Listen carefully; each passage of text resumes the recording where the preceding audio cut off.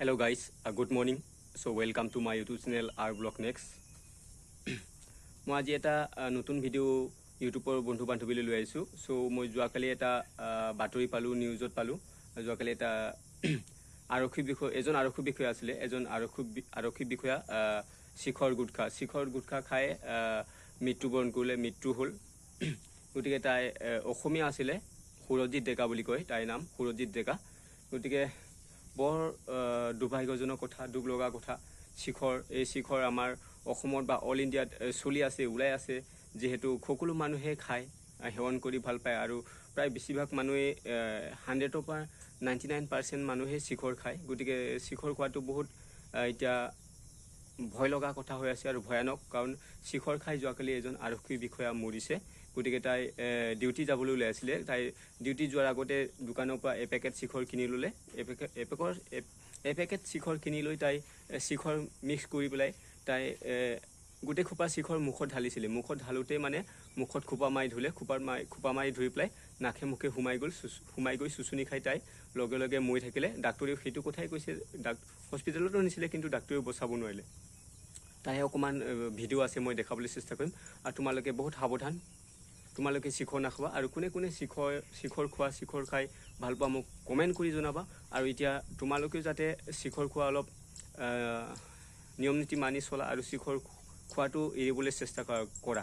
কাৰণ শিখৰ খাই বহুত মানুহ মৃত্যু মুখত পৰিছে আৰু বহুত মানুহ মৰিছে। আৰু শিখৰ আচলতে বহুত বেয়া বস্তু হয়, কোনেও নজনাৰ কাৰণে আমাৰ সকলো মানুহে বা ল'ৰা ছোৱালীবিলাকে খাবলৈ শিকি থাকে বা শিকি আছে আৰু খায়। ল'ৰাই হওক ছোৱালীয়ে হওক, এই সকলো মানুহে খাবলৈ শিকে আৰু প্ৰায়ভাগ খোৱা মানুহ মই দেখিছোঁ। গতিকে শিখৰ খোৱাটো এৰাটোৱে ভাল হ'ব। কাৰণ কোম্পানীয়ে শিখৰ সিহঁতৰ কাৰণে লাভ হ'বৰ কাৰণে, সিহঁতে চেল হ'বৰ কাৰণে আৰু লাভ হ'বৰ কাৰণে, সিহঁতে পইচা কামাবৰ কাৰণে সিহঁতে ওলাইছে, বেচিছে। কিন্তু আমি খোৱা মানুহে যাতে সাৱধান হৈ খাব লাগে। আৰু এইবোৰ খোৱাটো এক প্ৰকাৰ এৰিলে ভাল হয়। তাৰে ভিডিঅ' মই অকণমান দেখাবলৈ চেষ্টা কৰিম, তোমালোকে চাবা। ভাগ্যজনক ঘটনা, বিৱৰণী আগবঢ়াবলৈও দুখ লাগিছে, কিন্তু যেটো খবৰ আহিছে সেই খবৰটো আমি আপোনালোকক জনাবলৈ বাধ্য। নমস্কাৰ, স্বাগতম। নিউজ 18 অসম নৰ্থ ইষ্টৰ এয়া হৈছে পোনপটীয়া সম্প্ৰচাৰ। ষ্টুডিঅ'ত মই প্ৰাঞ্চল। এগৰাকী আৰক্ষী বিষয়া, ডেকা আৰক্ষী বিষয়া, নাম সুৰজিত ডেকা, অসমৰ ৰঙিয়াৰ বাসিন্দা। তেওঁ দায়িত্ব পালন কৰি আছিলগৈ কাছাৰত, আৰু কাছাৰৰ বিহাৰা আউটপোষ্টৰ ইনচাৰ্জৰ দায়িত্বত আছিল এগৰাকী ৰঙিয়াৰ সুৰজিত ডেকা। সফল ডেকা আৰু উঠি আহিছিল, নতুনকৈ আৰক্ষীৰ দায়িত্ব পালন কৰিছিল। কিন্তু নিয়তিৰ এয়া পৰিহাস বুলি ক'ম নে কি বুলি ক'ম, গুটখা সেৱন কৰিছিল আৰক্ষী বিষয়াজনে। আৰু গুটখা এটা পেকেট হয়তো সম্পূৰ্ণকৈ, আজিকালি বহুতক দেখোঁ গুটখা এনেকৈ লৰাই থাকে, লৰাই মুখত ভৰাই দিয়ে। পোনপটীয়াকৈ গুটখা পেকেটটো মুখত ভৰাই দিলে, আৰু যাৰ ফলত শ্বাসৰুদ্ধ হৈ গ'ল। মানে উশাহৰ যিডাল নলী আছে, সেই উশাহৰ নলীয়েদি হয়তো এই গুটখা সোমাই গ'ল। আৰু তাৰ পাছতেই তেওঁ সেই সময়খিনিত ডিঙিৰ চৰচৰণি অনুভৱ কৰিলে হয়তো, আৰু তাৰ পাছতে মৃত্যু হ'ল। কাৰণ চিকিৎসকেও সেই কথাই কৈছে, চিকিৎসালয়ত লৈ যোৱা হ'ল সুৰজিত ডেকা নামৰ এইগৰাকী ডেকা আৰক্ষী বিষয়া।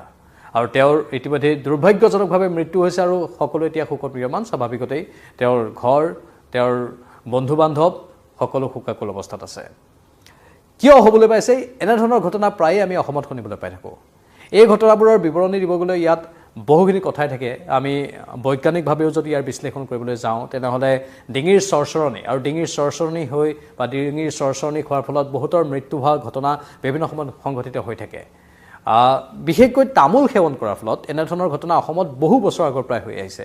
যিসকলে তামোল সেৱন কৰে, গুটখা সেৱন কৰে, তেওঁলোকৰ ক্ষেত্ৰত এনেধৰণৰ ঘটনা প্ৰায়ে আমি দেখিবলৈ পাওঁ। সকলো বাতৰি সংবাদ শিৰোনামলৈ নাহে, বা সংবাদ মাধ্যমত সকলো বাতৰি নাহে, কিন্তু গাঁৱে ভূঞে, চহৰে নগৰে বিভিন্ন প্ৰান্তত এনেধৰণৰ ঘটনা হৈ থাকে। শেষত মই যিমান পাৰোঁ দেখাবলৈ চেষ্টা কৰিলোঁ। এয়া যোৱাকালিৰ ঘটনা আছিলে, যোৱাকালিৰ নিউজ আছিলে, নিউজ 18ত দিছিলে। গতিকে মই চাই পেলাই মোৰ মনত বহুত দুখ লাগিলে। কাৰণ শিখৰ খাই প্ৰায়বোৰ মানুহে শিখৰ খাই থাকে, আৰু শিখৰ খাই যে যোৱাকালি এজন আৰক্ষী বিষয়া মৰিলে, সেইটো কথাক লৈ বহুত আচৰিত কথা হৈছে, আচৰিত মানে ঘটনা। গতিকে এয়া সকলোৱে যাতে সাৱধান হ'ব লাগে, আৰু পাৰিলে শিখৰ খোৱাটো এৰিব লাগে। শিখৰ খাই বহুত মানুহে মৃত্যু মুখত পৰিছে আৰু মৃত্যু হৈছে। যোৱাকালি এজন তেনেকৈ আৰক্ষী বিষয়া মৰিলে। আৰু শিখৰ বেছি খালে বোলে কেঞ্চাৰ হয়, কেঞ্চাৰ বেমাৰ হয় বুলি কয়। এইটো সঁচা, 100% সঁচাই কথা হয়। কাৰণ শিখৰত বহুত নানা ধৰণৰ বস্তু মিক্স কৰি পেলাই তেওঁলোকে বনায়। কিন্তু আমাৰ মানুহে নাজানি পেলাই খায়। কোম্পানীৰ লাভ হ'বৰ কাৰণে সিহঁতে ওলাই বেচে, টকা কামাবলৈ কাৰণে, ইনকাম কৰিবলৈ কাৰণে সিহঁতে শিখৰ, গুটখা, পাণ মছলা, নানা ধৰণৰ বস্তু ওলাইছে। কিন্তু আমি নিয়ম নীতি মানি চাই চিতি জানি বুজি খাব লাগে, খোৱাটো উচিত। গতিকে মোৰ আজিৰ ব্লগ ইমানেই আছিল। আৰু তোমালোকে ভিডিঅ'টো চাই কেনে পালে কমেণ্ট কৰি জনাবা। আৰু নেক্সট ভিডিঅ'ত লগ পোৱাৰ আশাৰে ইমানতে সামৰিছোঁ। ধন্যবাদ।